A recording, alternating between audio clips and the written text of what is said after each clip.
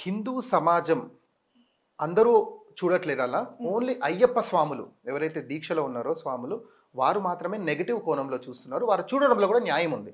ఎందుకంటే రామ్ చరణ్ నార్మల్గా ఉన్నప్పుడు నువ్వు మెదక్ చర్చ్ వెళ్ళు, నువ్వు కడప దర్గా వెళ్ళు, నువ్వు ఎక్కడ వెళ్ళినా మాకు డిస్టర్బెన్స్ లేదు.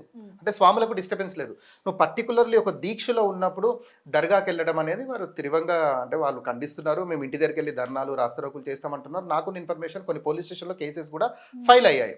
అయితే ఇక్కడ ఒక విశ్లేషణాత్మక కోణంలో మాట్లాడాలంటే అండి దీన్ని 2 భాగాలుగా డివైడ్ చేస్తాను.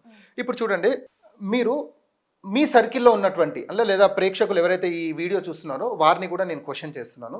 మీ సర్కిల్లో ఉన్నటువంటి ఎవరైతే ప్రజెంట్ అయ్యప్ప మాల వేసుకొని ఉన్నారో లేదా ప్రీవియస్గా 5 times 10 times అలా వేసుకొని ఉంటారు కదా మాలలండి, వారికి ఒకసారి ఫోన్ చేసి మాట్లాడండి.